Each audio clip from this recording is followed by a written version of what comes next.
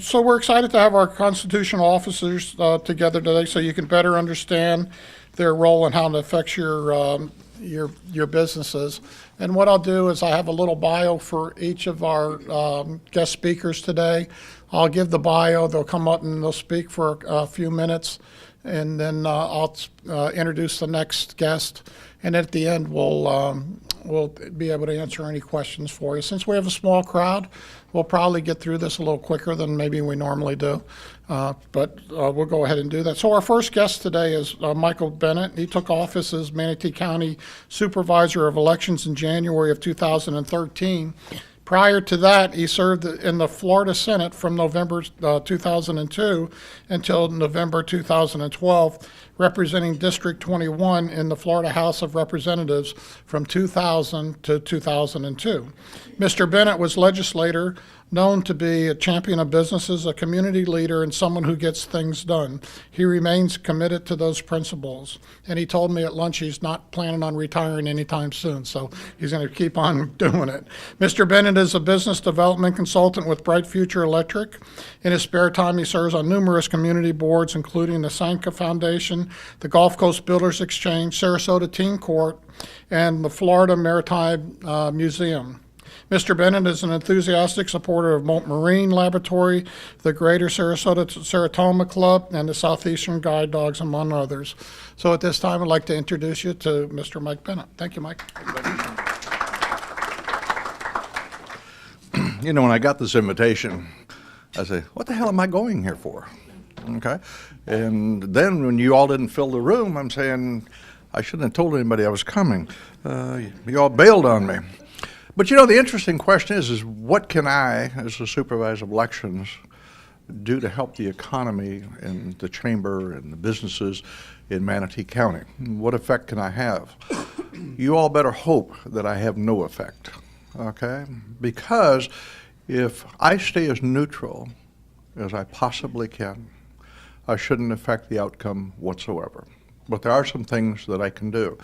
And one of the things that we're very, very proud of in the Supervisor Elections Office, in the 5 years I've been there, we've never increased the budget for our office from what we got when we got there. In fact, as we have given back, Scott, what would you say we've given back? $1.5 million, $2 million in that neighborhood from what was previously asked for in the budget years to how we're operating today.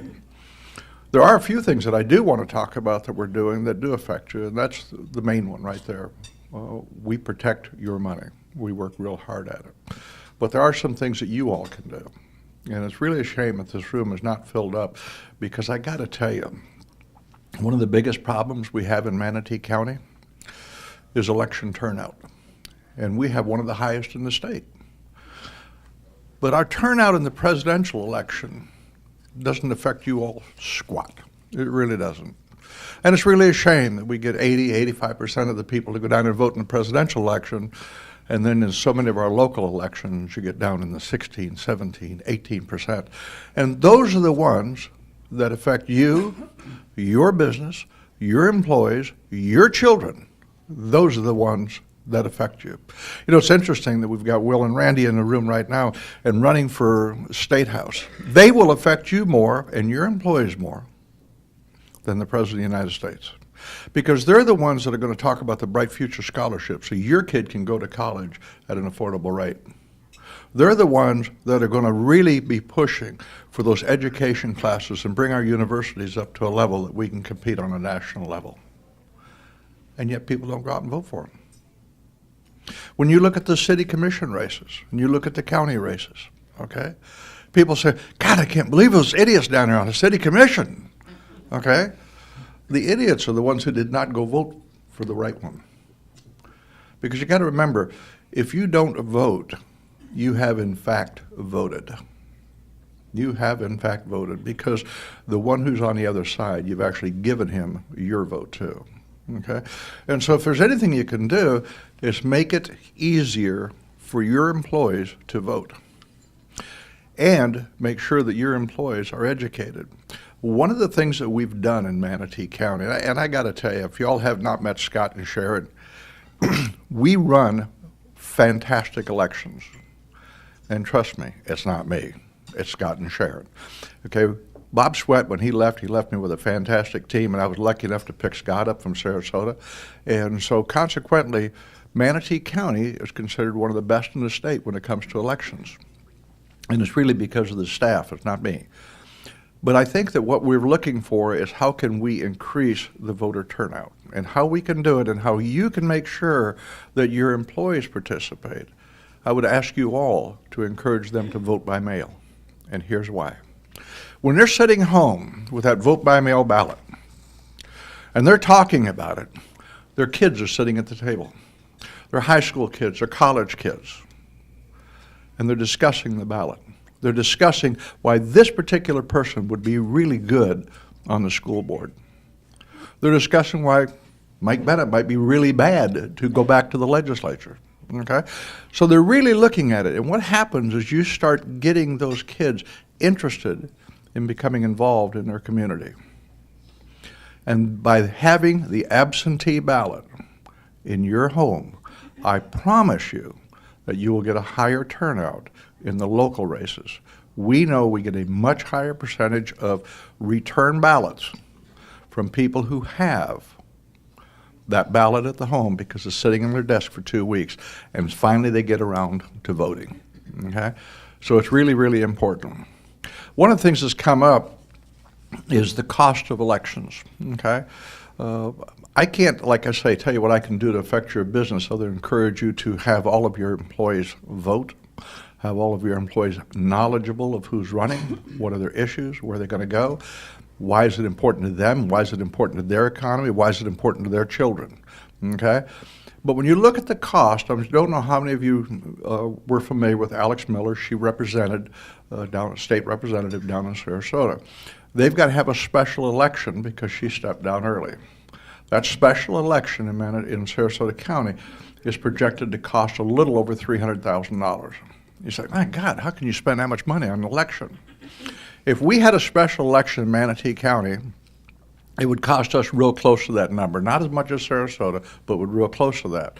Because by the time we hire 1,000 people, and that's what we hire, 1,000 people to come in and be the poll workers, by the time we pay for all of those precinct locations, by the time we mail out the ballots, and by the time we mail out the sample ballots, you got a $300,000 problem on your hand. We've done everything possible to hold those costs down. For example, we don't mail sample ballots to everybody who's going to request a absentee ballot because they're going to have it in their house for a couple of weeks anyhow, and we can cut down roughly about 2/3 of our postage going out by doing it that way. So those are some of the things that we do as far as affecting your actual personal business and the commerce of Manatee County. Please stress to all of your employees that they can vote, they can get involved, and when they don't vote because they think they're wasting their vote, they absolutely are. Okay? Appreciate your time. Thank you. Thank you, Mike. Our next guest is Ken Burton Jr., a Manatee County native. He was elected Manatee County tax collector in 1992 and has run unopposed ever since. Prior to becoming tax collector, he served as the first data processing administrator for the tax collector's office from 1985 to 1992. He is a certified Florida tax collector, CFC, through the Florida Department of Revenue. Ken is a 1990 graduate of Leadership Manatee and attends the First Baptist Church of Palmetto and is an ordained deacon. Not only does Ken believe in giving back to the community, he encourages his staff to be involved as well. Ken served as president of the Florida Tax Collectors Incorporated from 2007 to 2008. He was treasurer from 1997 to 2003 and currently serves on the board of directors. In December of 2014, he was recognized with the Patriot Award given by the Department of Defense.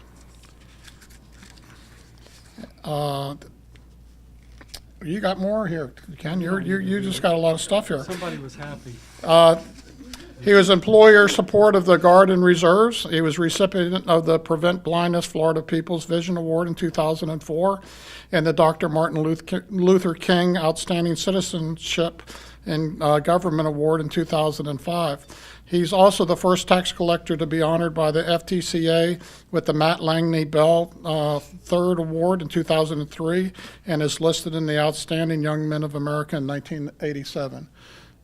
Our esteemed guest, Ken Burton. Thank you. Thank you for coming out here today. As far as I know, this is the first time ever the Chamber and the Constitutionals have ever come together. A little bit about what we do. We have really nothing to do with the county government. Tax collectors in Florida do work for 5 state agencies. I believe there's like 16. The most one everybody's familiar with is highway safety and motor vehicles with vehicle titles, vessels, and mobile home titles and registrations, driver's licenses, handicap parking permits, license plates. We're also the agent for the Florida Department of Revenue with the collection of property taxes, some sales tax, tourist development tax. We still sell a few fishing licenses for the Florida Fish and Game and Wildlife Commission. Not as many as we used to back in the day.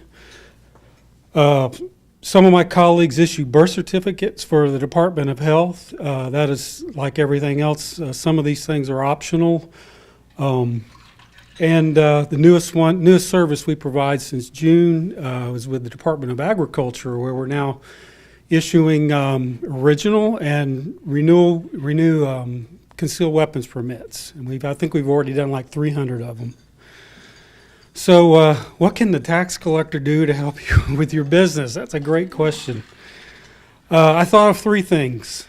One of the things is we've had a partnership with the Chamber for many years, because anybody that moves to Florida, and 80%, to me, I think 80% of the people that live here are not like myself, a native. They're from somewhere else, and you can name the state. They eventually have to figure out who this tax collector is because they need to establish residency to get their driver's license, to get their cars titled and registered. We take the application so that then later Mr. Benahir can get them their voter ID. And then if they purchase the home, the property appraiser here, Charlie, they can get their homestead, but they have to come to the tax collector first. So the chamber has this wonderful program where these new resident packets, and we distribute those at our office, and we give them out constantly. We need some more. They come and there's a run on them or whatever. But that's one thing you can do. You can advertise with the chamber. Did I do good there? Okay. All right. She didn't even know I was going to say that. The second thing you can do is with your staff. To me, it's important. People don't like to wait in line, and they want their when they come in, if they have to come in to see us, they want the employee to be friendly, and they want to be knowledgeable, and they want a clean facility. And that's how we make our decisions. And so we're very sensitive to people's times as far as coming in and not having to wait. But if you have staff people that need to come in and see us, and they don't know how to interact with us, or they're new, help them set up an appointment and come in and do all that. We follow up with email about information to how to maybe get it down to one visit. And those people we do over 250 appointments a day, they're waiting less than 2 or 3 minutes. And we can get them back to you in a timely manner so that you can remain productive. So that's a second reason how we can help business. And then the third thing you can do is with your property taxes. Out on our website in the property tax section, very few people use it, but you can actually go out there and log in and create a profile, and you can manage your properties there. So if it was a landlord with 100 properties, they could go out there and manage it that way. You can set your personal stuff up. You can set your business stuff up. You can even keep up with family members and worrying about the grandmother if they paid their taxes or whatever. Because we're in the point now where we're testing where we can do a text notification back when certain things happen to a property tax ID number, which we're hoping to release that here. Hopefully by the next time we mail out the tax bills, that new service will be available. And so that's three things that I think up off the top of my head how we can help you. So again, thank you for the opportunity to be here today. Thank you, Ken. Our next guest is Charles Hackney, or Charlie, and was elected to the position of property appraiser in 1992. He holds a certified Florida appraiser designation from the Florida Department of Revenue. He's a member and past president of the Florida Association of Property Appraisers, a member of the International Association of Assessing Officers, and he has also been a SRA member, Appraisal Institute, from 1985 to 2004.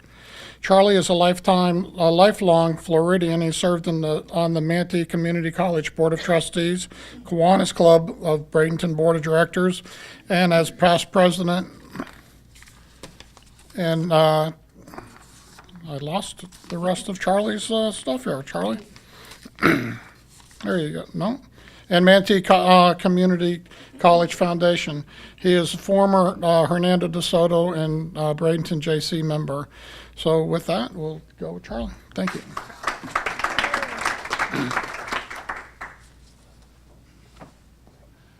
Thank you. I always love to start out with this thing as the property appraiser. Ken and I have a wonderful relationship. I get blamed for everything, and he gets all the money. So that's so. But trying to figure out, what do I do for you other than assess your property so that he can collect your taxes. But what we do is, our job is to make sure that all the assessments are fair and equitable. We also have to administer all of the exemptions. We've got 65,000 homestead exemptions in Manatee County that we're responsible for. It's an interesting thing that Ken referred to his function with the state agencies. I am an independent elected official for Manatee County. The county commission cannot come to me and say, okay, we want you to raise the assessment so we can have more money, and not take the blame for him. So, that independence is very important for us to be able to look out for your interest and make sure that you're not being unduly influenced by the taxing authorities. We do the assessments for the entire county. That includes the county commission, the school boards, all the municipalities, special taxing districts. We do everyone's assessments. Interestingly, our budget is funded, 94% of our budget comes from the county commission. The school board pays nothing towards the operation of our office, and yet we're doing the assessments for them. I'm trying to think of some of the other things that we do besides. Of course, we're responsible for maintaining ownerships for all of the properties in the county. And in addition to the exemptions that go along with those, also one of the things that we have to deal with that is a real challenge are all of the caps that are involved. We have the Save Our Homes cap being the most prevalent, but for businesses, all properties in the state of Florida have a 10% cap, so that the assessed value of a property cannot go up more than 10% in any one year. It's just thinking that trying to anticipate, I was coming here and what questions might be. And I thought that probably one of the questions that I would be asked today in light of what's going on with the storm is what happens if the storm hits us to, next week, how does that affect your property values and so forth? We assess as of January 1st of each year. Your property taxes are paid in arrears. So you will get a tax bill in November for property taxes, and you're paying your 2016 property taxes with that bill. So that if a storm were to come through here next week and damage the property, it would have no effect on your current tax bill that you will be getting from this guy here in a month or so. Yeah. So, and the idiosyncrasy involved with that is that if we were to have damage next week and you go out and repair that damage, January 1st, we're going to go out and look at the property, and whatever is there, that's what's going to be assessed for the coming year's taxes. So when you make that improvement, the answer is you're not getting any relief from storm damage based on that scenario. You started to, what? Question. Okay. Do you have an algorithm that performs the estimate, or do you have a physical person go out and walk the property and make an estimate based on No, we will have a physical person that does that. Interestingly, the property appraiser is the official that does the damage estimate in a number of counties. We made that offer to Manatee County, and they said they didn't need us, that they had the Red Cross that would be making those damage estimates. So we said, okay, thank you. Typically for the assessments, those are also done via person? Well, I mean, it's a computer-assisted, program that we use. There are people behind that, but I mean, our people have to make the determination as to what kind of damage there was, and apply that and put that information into our computer system, which then has the algorithm that make the calculations as to what the value of that damage was. So I'm going to just quit at that, and we're going to open it up for questions in a few minutes, and I'll be glad to make answer any questions that I can. So, but thank you for having us here today. Thank you, Tom. So, of course, we saved the best for last. We got Angel Colonesso, clerk of circuit court and comptroller, is a lifelong resident of Manatee County. Angel began her career with the Manatee Clerk's Office in 1990 before attending law school, and later served as general counsel to Chip Shores. She has 24 years of public service experience in Manatee County. She is a member of the Manatee Memorial Hospital Women's Action Committee, Bradenton Kiwanis Club, the Florida Association of Women's Lawyers, a mentor in Take Stock in Children program, and graduate of Leadership Manatee. Angel is active in committees of the Florida Association of Courts Clerks and is currently the secretary of the Executive Committee for Florida Clerks of Court and Comptrollers. So, welcome, Angel.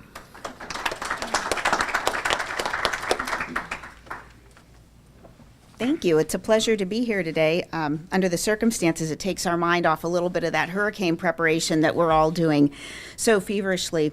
It was interesting when I was asked to come here and narrow the scope of talking about how our office, the clerk's office, impacts businesses. And I don't think I ever sat down and thought about it in that narrow of a structure. I thought about it globally on the county level and on a broad level. So when I got going and got to thinking, I thought, my goodness, we really do impact business in more ways than I sat down to think. So this was a great exercise, and I welcome this opportunity.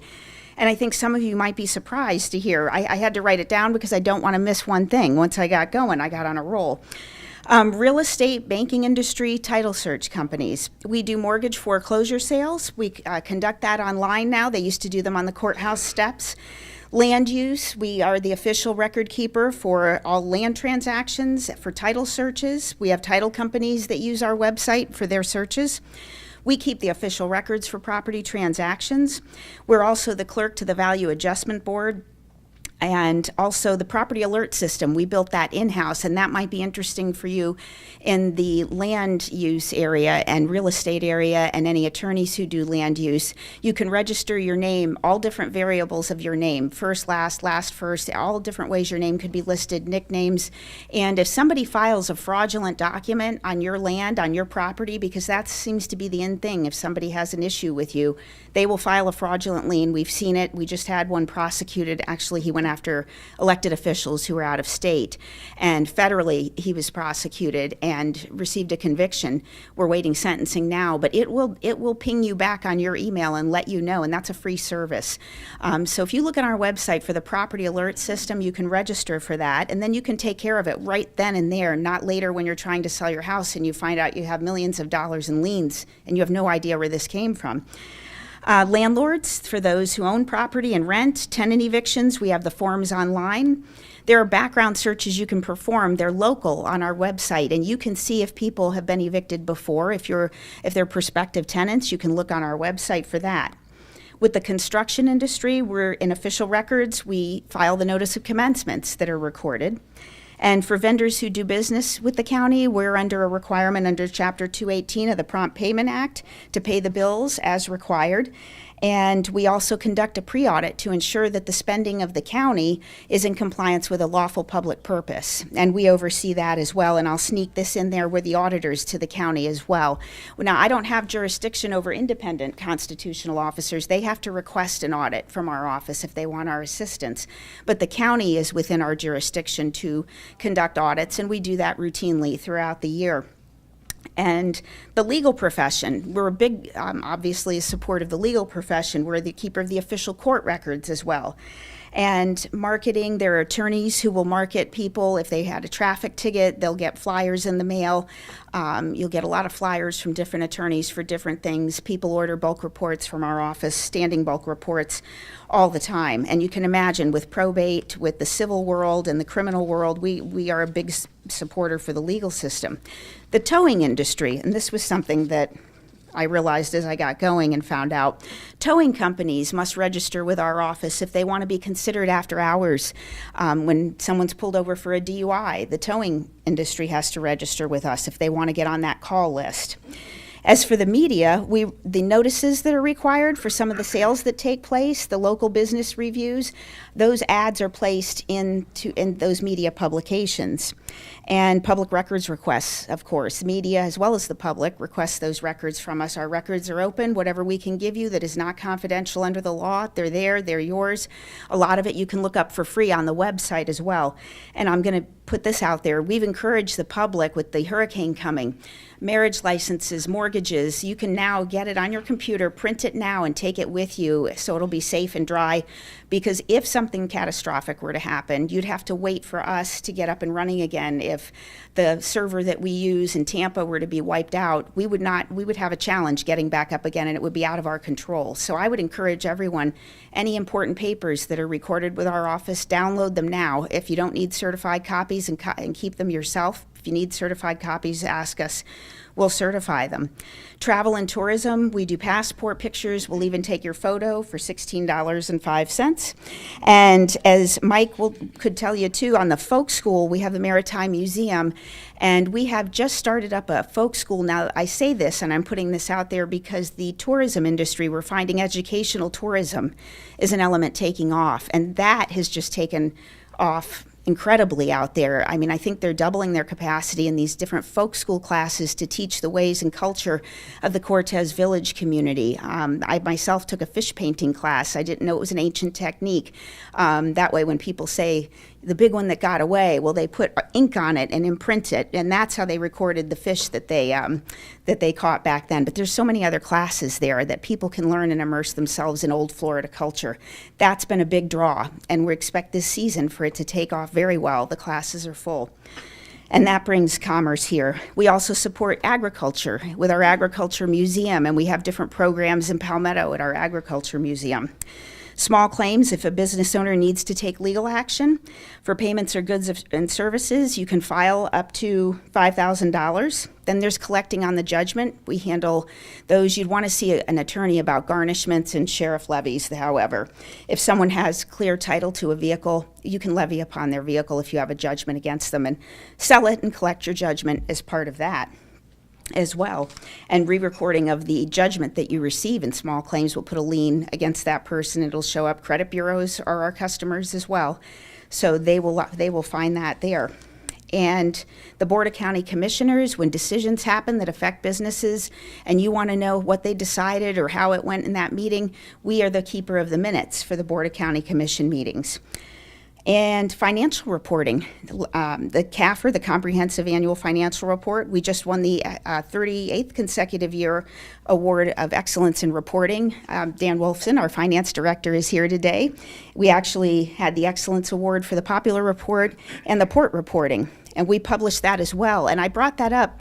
The Popular Report, businesses can use this when they want to come here. On the back, it gives demographics all about this community, the highest employers and the number of population. And these are things that businesses can look at and use, and it's a real easy report to look at and read. And they can assess whether or not financially this is a good area, or it's just one of the tools they can use. And it's on our website too, as well as the Comprehensive Annual Financial Report. Probate, professional guardians have to register with our office as well, and creditors who are owed money can place that notice into the probate file once it's out there, and we handle those. And employers, if you're employing people, you can use our office for a local background check. It won't tell you out of state or out of county, but if you just are hiring someone and want to see if they've had any issues in their background, you can find that out on our website too. And that's a lot of stuff that I came up with, and I didn't realize. On top of supporting all of the public interest and looking out over how the tax money is spent in this county, that's a big responsibility, and we do that as well. So thank you so much for giving me that opportunity. I think this comes out here, don't it? There you go. So who has the first question today? Somebody have a question for our esteemed panel? There we go. Can you please state your name and who the question's for? Mr. Bennett, this is Phil Baker. I have a question for you. Can you speak briefly to voter fraud? We hear so much about that, and especially around election time, more people voted than registered, etc. It's a myth. It's pretty much a myth, okay? In Manatee County, I've been up there for 5 years, and we kind of researched it going back for previous 4 or 5 years. We actually know of one case, okay, that actually happened. It was a lady that did it twice, in fact. Fraud, to me, there's got to be some intent. We had a couple of people last year. One of them was, how old was he, Scotty, 94 years old? He voted on Lombok Key. Then his family moved him to a retirement home, I believe, at North Carolina, South Carolina. Okay, he went up there. I'm sure what happened. And hey, Grandpa, you want to vote? Yeah, I'd like to vote. Okay, he don't remember he voted down here. That's not fraud. Okay, it's really not fraud. We do have a lot of people who are registered to vote that are registered illegally.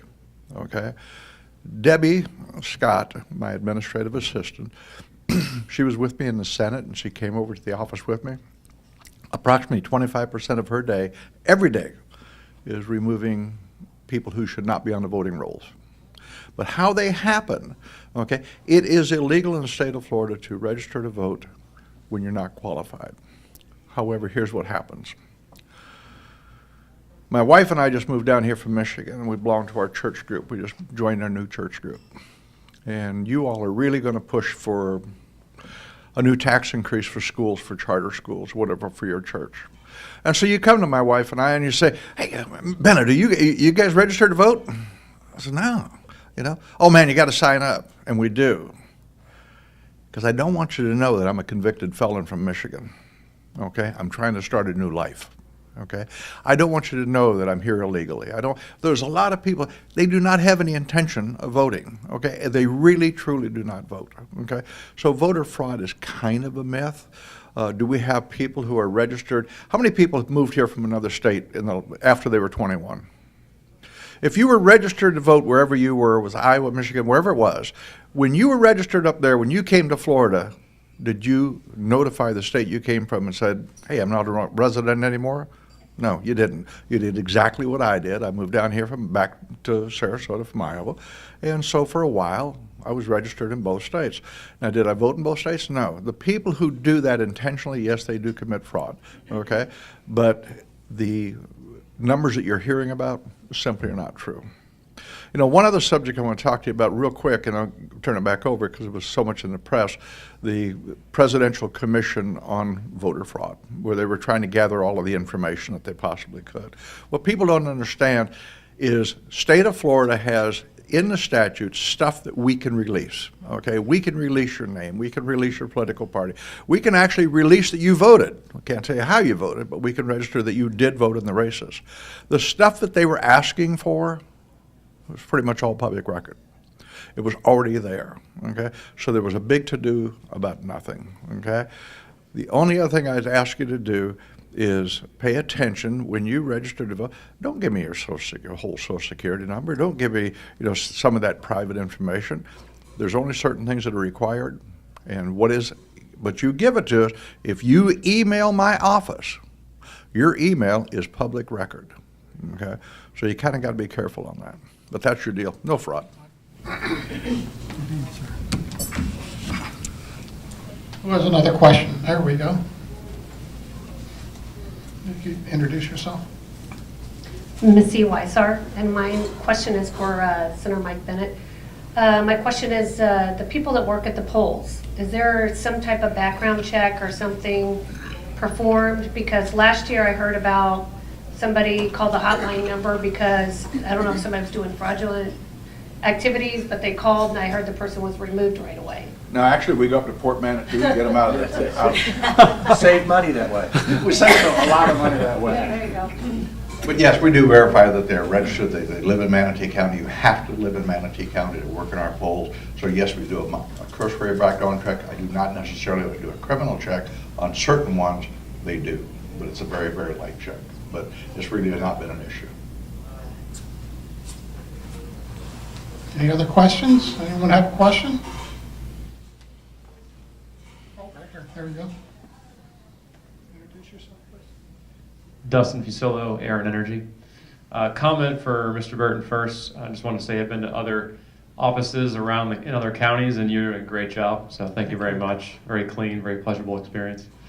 Mr. Bennett, some of the biggest issues that I'm having, my peers are having with elections is the misinformation we're having with a lot of the media outlets out there and social media. So I found that Ballotpedia was a source for me to kind of go through and be able to decipher kind of the core competencies among the different candidates to help me decipher who I'd like to vote for. What do you recommend for folks who want to actually learn about who they're voting for before, for the ones that don't just vote party line or by a name they recognize? It's tough. I think we elect more idiots by voting party line than anything else. And I know that I can always upset some of my Republican brethren when I talk about that. But I really do. I think that's the worst excuse in the world to vote for anybody. Too many times we have so much bad information out there. I used to say that if the Bradenton Herald saw me walking across the water out here, the next day they'd report that Bennett can't swim, okay? and there's probably a little bit of truth to that. And then there's that old saying in politics, you can fool some of the people some of the time and all of the people all of the time. As politicians, we like to concentrate on those people we can fool all the time, okay? We don't care about those other people. But gathering that information is tough. It really, truly is as you sort through it, because every piece that comes out there, I don't care how hard you try, there's always a little tiny bit of bias. I mean, it's tough.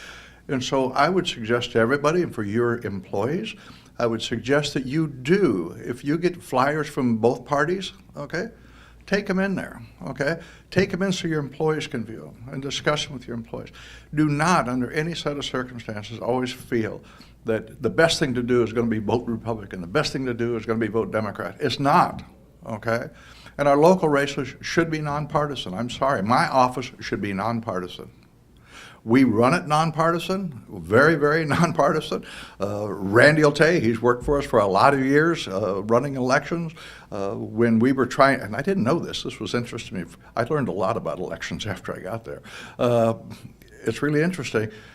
When we sit down and sort ballots, we have to have representation from both parties, okay? So I was looking around one day, how many Democrats do we have in the office? And somebody asked me that. And I said, well, I don't know.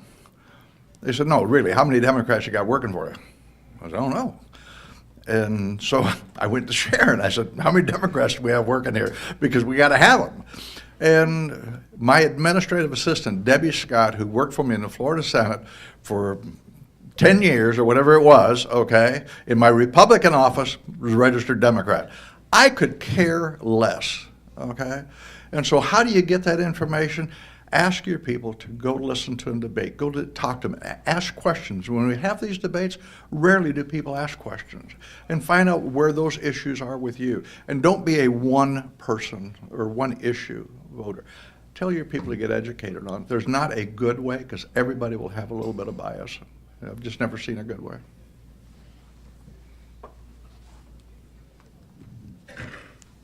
Any other questions? Any other questions? Okay, thank you, guys. I really appreciate that.